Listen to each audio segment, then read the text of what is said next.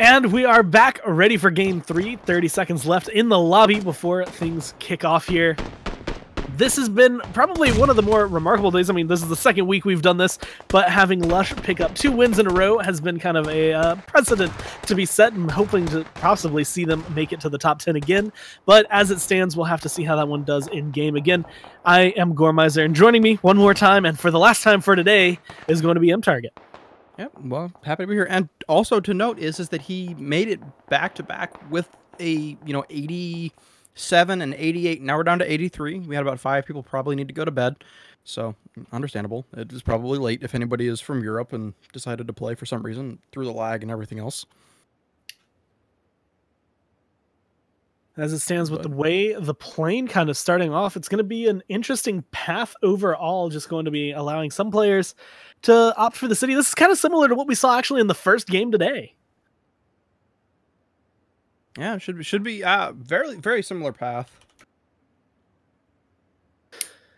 So, a lot of people can go on Yasnaya, going Estate. Probably going to see a couple people making it to Lipovka and Crater. Good chunk of people probably going to the school, etc. Some possibly looking to maybe take a couple of stretches. Look like Compat Stunks might be going up for the ruins up there near Stalber. Rozhawk also an option as well as Lipovka, maybe getting a car, driving down to the military base, which is what we saw a couple players do earlier on. This one kind of leaves it open-ended because of the flight path going into it. We do have the military base kind of open in for the, just right for the picking at this point. Whoever can find a car, I'm looking at these players that are definitely going as far down south as they can. If they can find something, drive on down there, get across that bridge, loot up, no problem, and they will be very happy. A couple of them possibly looking to just kind of land at the houses, do whatever they can, but we do have the first blood. Lukash going to be able to pick up Keith's side there with a headshot, finding that M16 very early on. So interesting to see what we got going on in here. Datmosen, somebody who did reasonably well day 1, having a rough time today though. He did exclaim in Twitch chat after he died in game 1 that he didn't see his killer. So take that as you will, but again, rough time first 2. Oh, dropping down actually, Red Eagle is right in the neighborhood of Datmosen. I think they hear each other. Red Eagle going to be patiently waiting, but the micro Uzi going to fire a little bit faster. Definitely spotted through the wall there. Going to have some shots fired right now from Datmosen. But Scarel, you mentioned it earlier, it can hit hard, not quite as fast, but going to take a little bit less bullets overall. And Painkiller is actually going to be leaning a little bit in favor of Red Eagle here, depending on how this aggression wants to go. Both players waiting for the other one, the third-person camera. They can peek through this doorway, no problem, and they will have kind of that peeker's advantage of whenever the other one decides to get aggressive. Yeah, and would expect to see them get a little bit aggressive, sooner than later. Though they are in the circle, they still both are very low on loot, and you got to have loot to sort of get through here at some point. Originally, I don't know where that came from. There's a lot of players. That circle is really far north. And entertainingly enough, there's actually, if you all can see it up in Delta, in that square, there's actually an island right there. It's D north of Severney. That island you can actually stand on if you get a boat out there. I actually didn't even know that. That's something I found that out the hard way when a dude sniped me from there, and I was like, "There's no boat out there. What happened?" That would be a hot play, because I mean, finding that out now, I can guarantee there's going to be players in this game who don't know that.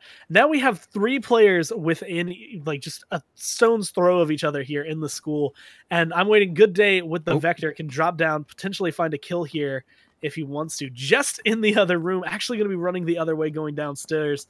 Not going to be looking for that aggression. Potentially could have had a fight there coming out from it, as we still have, Red Eagle and Datmosen just kind of interlocked in a stalemate. Neither one wants to move because the other one can get the kill if they make that move too early. Yeah, it should be interesting. And Good Day's just like, yeah, I'm just going to hang out downstairs. Run around and loot. I'm looting. You guys can do whatever. He's got a VSS and a Vector. He is happy at close and mid ranges. I'm kind of actually wondering, now that I'm thinking about it, do you think the footsteps could throw them off? I don't think, because they were watching the doorway, I don't think either of those players are going to get aggressive or try to go peek or anything like that. But the footsteps running around might kind of go at a try and grenade tink, but he's pulled the pin. He's got to throw it now. Ooh, just actually missing. just barely off the mark. Tink Tink does have a UMP, and it looks like with an extended mag as well. Going to jump off the... No, just standing still on the balcony. This is the time to shoot, but none of them are going to connect. Swing and a miss. Both players now looking to get a little bit more aggressive. Snapplecat does have the advantage just because Tink Tink looks to have taken some damage while he was running around. And that's going to, hurt him in this. He's going to be able to heal up a little bit, but Snapplecat has that stare advantage, and the height advantage in this game can give you just that slight bit of vision. You're able to aim a little bit faster and hit their head primarily, which is going to kind of just big advantage for Snapplecat. Yeah, although if he actually takes the stairs themselves, obviously you run the risk of chunking into the actual walls. But interesting enough to see as our map loads in a little bit slow there, and gonna flashbang him just to see if he can maybe drive him out. But no such luck. It's nice to see Pochinki be a hotspot, because we always joke about it being a hotspot on Twitter or Reddit or whatever. And now to actually see some Pochinki plays is nice. So Snapplecat and Tink Tink. Snapplecat wins this 3 times out of 5. 60% wasn't enough for him. Nope. That's just got to feel bad. I mean, you can hit the shotgun shot, but it looked like he was able to find it. And actually, we see Baka Bryce miss that, having to reload with the double barrel over under. Has a chance to find this, but it's not looking too great, especially against the SK-12. Not going to be able to find that one, and Relic going to be able to pick that up. Relic, another player that we haven't gotten to see as much this week that we saw a lot of last week. Yep, definitely. So should be interesting to see how this goes. Speaking of the double-barreled shotgun, personally, we're just going to, while we're waiting and looting and kind of slow playing it here, I would love to see that gun either have a burst option so you can hit, like B to swap and everything else, and it'll empty both rounds. Not quite simultaneously, but, sort of faster than you can normally click.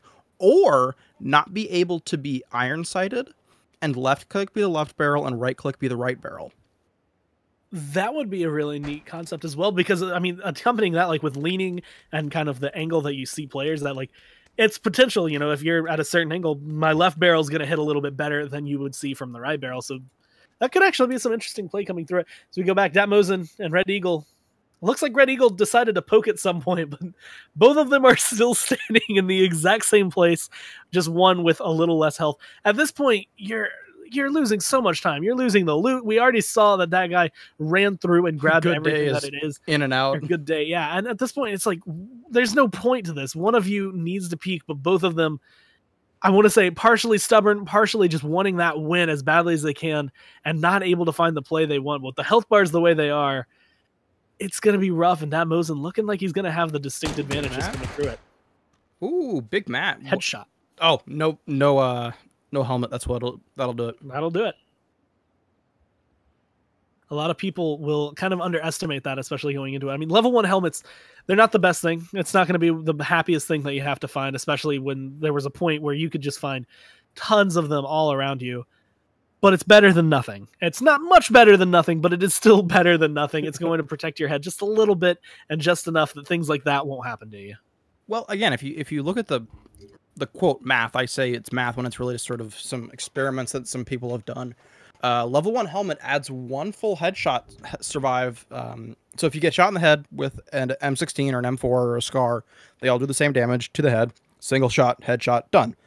With a level 1 helmet, it adds 1 shot, so it's 2 shots.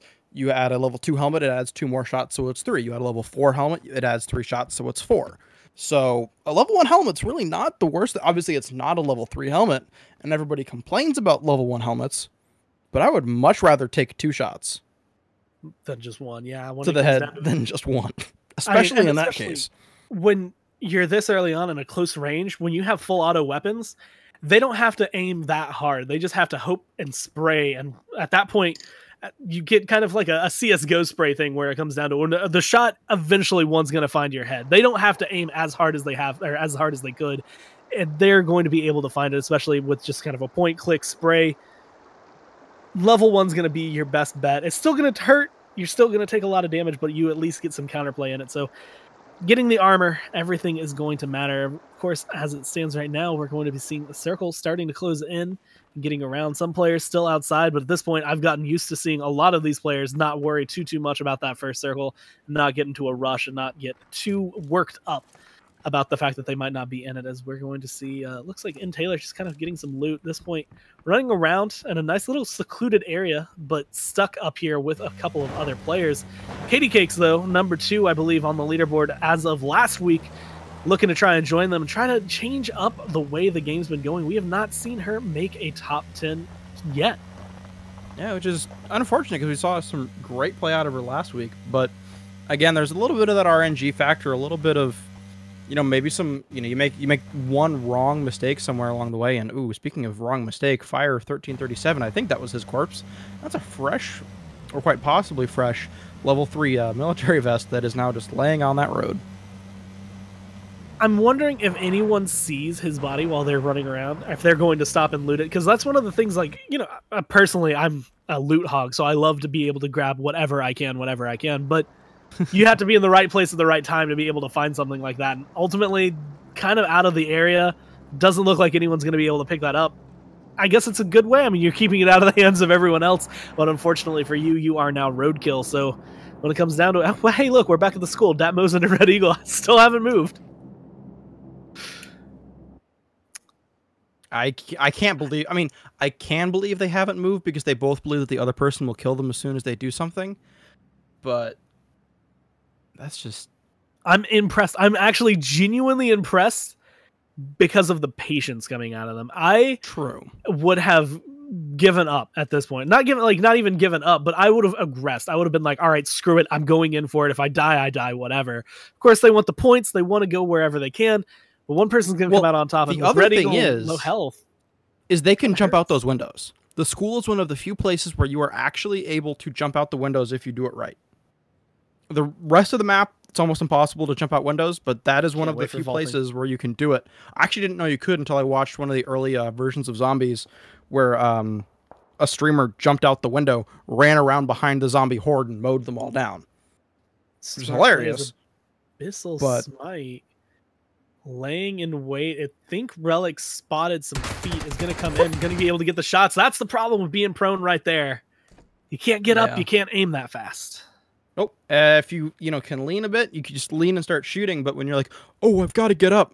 No, doesn't work. Lukash in the neighborhood. Heard the shots, I believe. A car going to be coming up as well. Not going to be able to spot him because of this ridge. But these players getting very, very close to each other. No one going to be taking the aggressive side just yet. Did Hung just drive straight into the water? Looks like it. And made it out? The thing is, if you're going fast enough, you get a little bit of air, you hit the water, you maintain your momentum, and if you make it up to the other side, you whoop. Oh boy.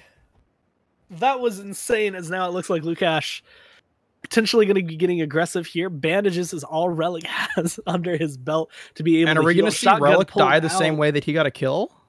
Is going to get a peek coming through, running in, not spotting him, though, I think is going to be the big thing. Third-person camera going to pay it off. SK12 going to pay off as well. The aggression going to come out. Shotgun close through that the door. He's going to shoot a hole in it real quick.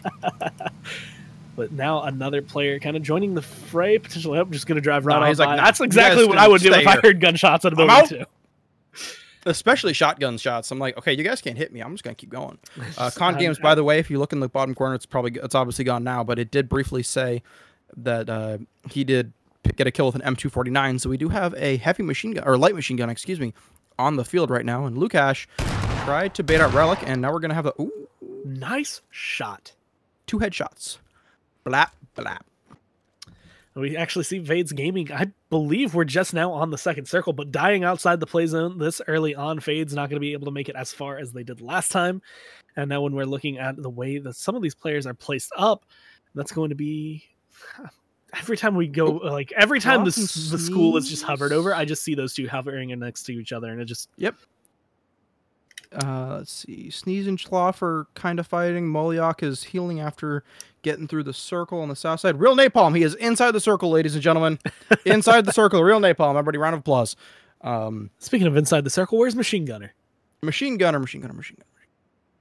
Might not be alive. We might actually not alive or didn't register. Either way. Ooh, Red Eagle got the kill. Finished off Datmosen, so I don't know which one jumped, but somebody blinked. first, and Red Eagle got the win on it. So I'm actually genuinely impressed with that one, mainly because when it comes down to it, I mean, Red Eagle was low health, low, like maybe 1-2 shots, able to get there, now healing up, now able to loot the rest of the school. We finally get to see the rest of the building. Red Eagle had a decent amount of loot, though, so... Annexed is going to be joining very, very shortly. Annexed is driving up right by.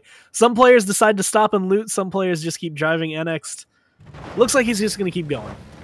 Yep, just gonna, well, try to keep going. Buggy in that area is not the best.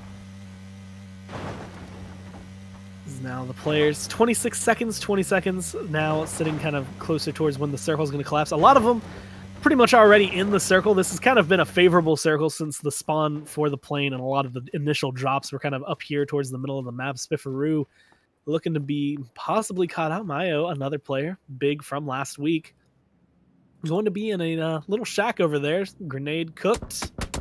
Throw. Shots. Grenade not far enough, and Mayo... Get some good shots. That sounds like a suppressor, M4.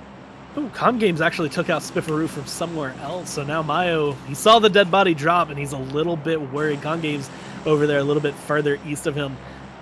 Won't have vision, but that is going to cause Mayo to be a little bit scared just of this position. Of course, like you had mentioned earlier, that M249, nothing looks more badass at this point. Just running around with this big LMG. And really, with the potential of vehicles, not going to be that big a threat. He can blow him up if he wants to. It should be... Excuse me. It should be interesting to see what happens here. 46 alive, which is just... It's mind-boggling to think that we've already lost almost as many people as we had enter in last week's games. And we're, at 46 right now. So, coming in here on circle number 3 is closing, I do believe, so... Looking like a couple of the players... Or circle number 2 is closing, excuse me, into number 3. A couple of these players still having a little bit of issues, like just kind of getting around. Looks like Wildy is going to be very, very close by. Again, this is something we've seen a lot of this game. Some of these players, there's two options. They're either in the circle, and this is something I like to do, is when you're inside, you kind of wait and say, all right, I'm going to wait for the next circle to spawn, then I'm going to make my next decision because I don't know where I need to go. But for some players, they hear the footsteps and they take patience and wait, as Red Eagle looking to possibly spot some people out, but having to foot it all the way over. There's a flip buggy right there. Not going to be much help, but it just shows someone was not driving properly. Ultimately, should be able to make it in out of the school finally. But there is somebody nearby, and funnily enough, this bridge is the same bridge. Actually, no, not nearby. They decided to keep driving there. But that's the same bridge that Red Eagle died on twice last week. So, and we do see Cubsy in a bit of a fight here. And opting not to take the bridge this time, Red Eagle's going to be able to swimming. But I'm actually looking at Texas getting a couple of fires coming through. Cubsy, as you said, going to be kind of hovering this one. A lot of players still having a little bit of issues, but Texas has a good position to maybe fight, but also get caught out. But, oh, nope, Josui sees him first, so Texas is in some trouble. He's going to find the rock. But This is going to be an interesting little fight right here, especially because Josui's out of the circle. Like, Josui has to get in. Taking not a whole lot of damage, but it adds up. He's going to use that med kit to try and heal up. Painkillers from Texas as well, some bandages to try and get to that max health and tick over. And like you said, really, this one kind of favors Texas here. Although the circle looking like it's going to be far away, he's going to take some pot shots over there. The tree, the cover, just a little bit too good for Josui. And, ooh, wow, nice shots. A little too right good, on gets his chunked head. right there.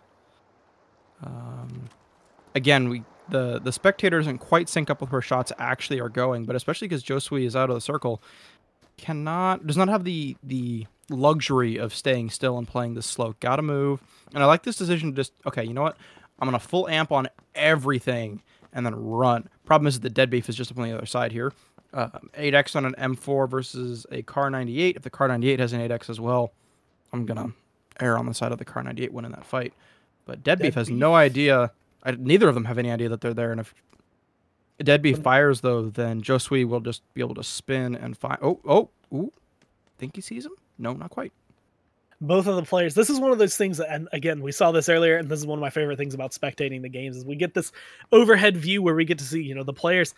just barely outside of his view. Dead Beef not going to be able to see him, and we see Josue not able to pick that up. This Whereas freaks me Severus out so much. I feel like one of those players, like they're just kind of in another deadlock. This is another case where we're going to see this. Godzilla going to get seen and caught out, shot down. UMP Moliak looking to make his way into this week, and honestly, with the way this has been going, pretty good for him. Godzilla, another player I believe that's in the top 10 right now, looking to get knocked down. That's going to be a top 50 finish, but ultimately not going to be the best.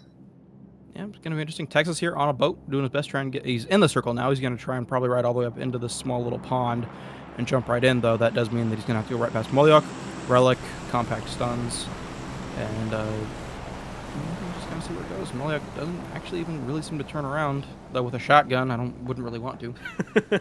Trying to keep that range. She does notice him, has a car in his hand, but doesn't seem to have ammo for it, so I'm assuming that was just going to be a play of, let's not show ourselves, as we actually see Risknosk here will as well be able to spot out Texas. Does not have too much health, although with the medkit popping off, going to be good. Shots so far, though, not going to be good, as Texas ultimately beached that vehicle, but stays full health the entire time. So, trading here, but nothing too crazy just yet. Texas not opting to actually full ADS here, but, you know, hey, do it as you want to. The thing is I saw a couple of players, Riskness, now low health, Fairy Tale Sin right here. Heard the shots, knows someone's over there, might have spotted him out as well, and potentially looking for either more kills, but actually going to take the, I want to say the risk here of running across the field, but it seems like the two are going to be locked in battle with each other. Fairy Tale Sin going to be taking a couple of shots as Riskness did take into the sniper tower, and Texas has moved away from his boat. This is going to be a risky spot for pretty much every single player involved in it, but Riskness looking like he might be the one who ends up kind of paying for it. There's someone behind him just waiting for the shoots. Moliak going to be able to not actually pick that up. Texas grabs that one long range, but ultimately going to be off the back of Moliak here, who's now going to be caught out in the circle. Indeed, so 33 alive here. Circle's doing a little bit of damage. Dead Beef does fall to Savartius there, and Qualifications looking for stuff as well. Royal Titan is right up on, is that? I just missed the name. So this is going to be dicey, especially because there's a loot drop over there. So Josue coming up on Royal Titan as well, actually running away from him, trying to keep that tree between them, but at the same time he is running towards Qualification. So Qualification's still outside the circle, obviously, so he doesn't necessarily know that he's there. But this is going to be one of those things. And this is the mentality of the player. So we see a couple players outside the wall. When I'm playing, and Moliak actually going to get taken down with the Scar L there, Josue going to be able to pick up Royal Titan. Texas picking up a kill, and Josue being able to stay alive as well. But with these players that are outside, Real Napalm, he was in there earlier. I remember we called it. He was in there earlier, but not anymore. But some players, in their mind, they don't think about the outside of the circle. And so Qualification, Savartis here, and Real Napalm eventually have a little bit of an advantage because a lot of people think of that as a wall. No one's going to come through. No one's going to be able to hit me. No one's going to be playing outside this circle. But as we can see, there's entirely possibilities for players to get this out as Relic and Sergeant Hatake going to be kind of caught in this another kind of stalemate. They know where each other is. Relic looking to get aggressive. Yep, Sergeant Hatake manages to make it behind the tree. But grenade from Relic should have the distance. Does, but it was to one side. Hatake manages to get out of the way there. Qualifications does fall Raptor to Raptor. And Bazooka taking down Funky Daddy. So Bazooka still in this fight here. 27 people left. I'm waiting to see Real Napalm dive to the circle because it's Real Napalm. Good player when he actually manages to get fights in, but has a hard time with circle management. Moving, but that looks like the pace of a man that is running, not the pace of a man that is going to be very comfortably inside the circle. As we see a couple players get back in. Savartis going to get in, get some shots down onto Texas, but not enough to find the kill just yet. Texas should be able to kind of pick him out, and Savartis did not have that much cover right there. Yep, Sergeant Hatake, by the way, did end up winning that fight with Relic that we were covering just a moment ago. Raptor to Raptor also falling to Fine. Katie Cakes getting a kill there onto Fresh Pepper Tony, so we see that she is still alive and kicking. And L2P Lush and Kavorka driving into each other momentarily, possibly with Chlatwaf watching. We do see Katie, who did get low in that fight, but she is pretty much all alone now, so should have plenty of time to heal back up. And now with the way that they are driving in, we see Con Games going to here. Lush might be able to try and end the win streak of the player as he comes up, gets cover, might have an angle on Lush. He's got plot armor. He's fine. Plot armor at this point. If this was an anime, Lush is not only going to come in, but this time he's going to have I guess 6 in the last game, 9 in the first game, 8 somewhere in there kills as it comes through. Not like Lush 3. He's got to keep dropping. Keep dropping and just kind of go down. Either that or like 12. It's got to either be lower or just like the comeback. Kavorka just ran over Schlotwoff. I'm so glad we got to capture that on the stream. I'm so glad that was grabbed by the camera. Nothing feels quite as good as a vehicle kill when the other person, like, they just think, oh yeah, they're going to run by. Maybe they're trying to take shots at you and you just slam right into them. Justwe going to get taken down by Wino Cake. Wino Cake 1 hit away, and Smithy still alive in the top 20, going to be able to pick up that kill. Yep, Kitty Cakes is cooking here. Bear does die to the play zone. Kitty Cakes does make it in, but let's see. She's just getting flying. Okay, he's going to manage to find a stop there and heal up here. But we do see a bit of a fight there on the ridge near her. Oh, no, Fine's going to find her with the headshot. 13 remaining, excuse me. Just like that. And now we're getting into some dangerous territory, especially because only one person is actually safe in the circle. And there's a minute to go, and a lot of these players have a decent distance to go, including some pretty serious mountain climbing. Smithy going to be able to take out Texas. I want to say kind of a rivalry going on between the two of them, just because those are 2 players who have regularly made it this far forward. X Team very, very close by, and I think Smithy knows it, not going to get too aggressive. Lush going to be kind of in a lock still with Con Games, who does still have that M249 and still has that potential with the rocks here and the UAZ cover. Lush might be able to make it out of here. It doesn't seem like Con Games is getting aggressive, but the shot's actually going to be flying out towards him, possibly from Mayo, looking for that kill. The silence shots as well. Might be able to find this and kind of not necessarily ruin the game for Lush, but definitely take Con out. He's going to heal up. The 3 players pretty much in a deadbolt right around this rock.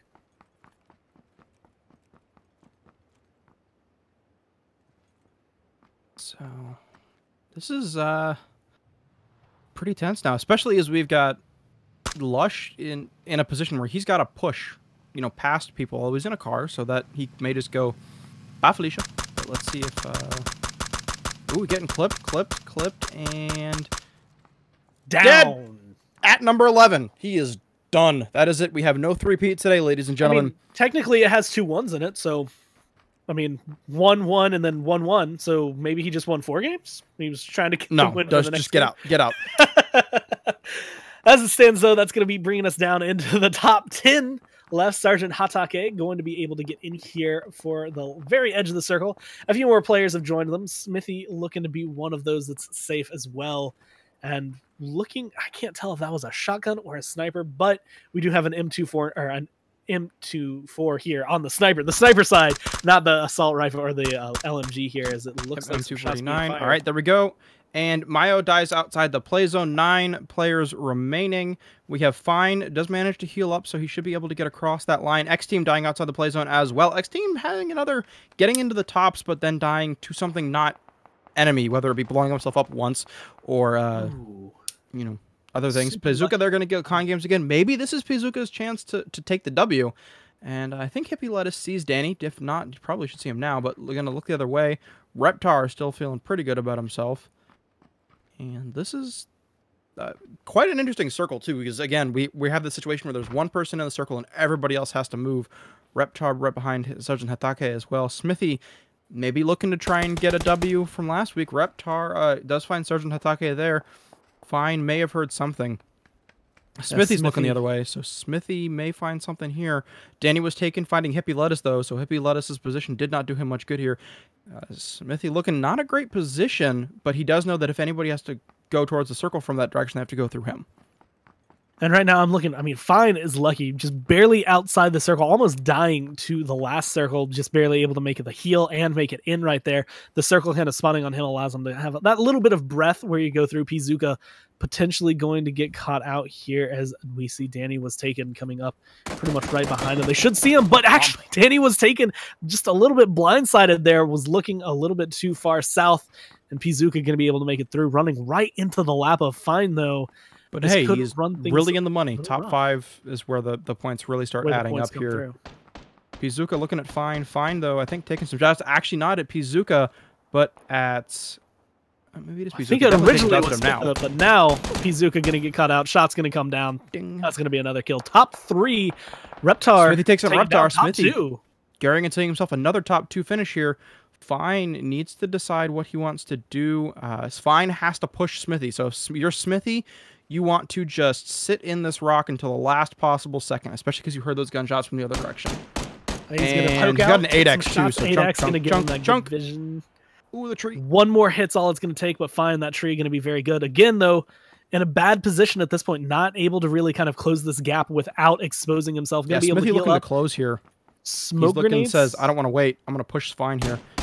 1, 2, 3, 4, and oh, Fine just manages to make it, and once again, he's going to go back up and around. Needs to be careful here, but Fine doesn't want to look because he's, again, one shot from death, and he knows that Smithy has been able to get these shots off, so he needs to be really careful. And so Smithy playing this rotation game. 1, 2, 3, and there we go! Smithy gonna get that with 4 kills. Looking really quickly, L2Pay Lush managed to actually get to 11 with 0 kills this game. As we see a few of these other players. I mean, Danny was taking Reptar, Fine, Pizuka, but Lush not making it in. I mean, again, number 11 did get some ones in it, but not going to be the winner. As it stands, looking at it, a few players kind of making their name coming in the standings, going to ultimately favor Smithy. I believe having that win on top of the standings that were there since he was number 1 is going to kind of put him even further ahead. But only seeing one win this week is, I mean, Lush kind of coming out surprisingly and being able to find 2. Yep. Fades Gaming, first person to die today, or excuse me, die in game 3. He took pretty high scores other times. So again, it's just sometimes you take a bad landing. So Smithy, Fine, Reptar 1, Pizuka, Danny was taking our top 5 for this game 3. So a couple of those names in games 1 and 2 as well. So congratulations to them. And thank you to everybody for playing. I certainly look forward to seeing how this adds in with last week's results to see where things go.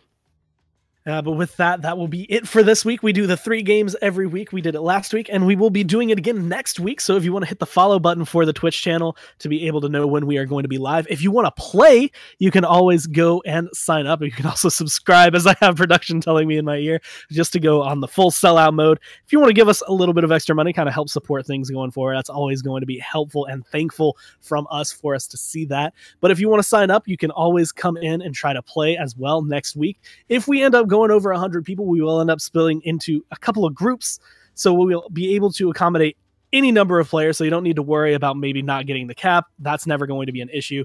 So if you want to play, go ahead and look into signing up. If you want to follow, if you want to be able to keep up with us, that's going to be good. Always follow the channel. You can follow me on Twitter at Gormize, and you can follow MTarget as well. And that will be at MTargetProduct.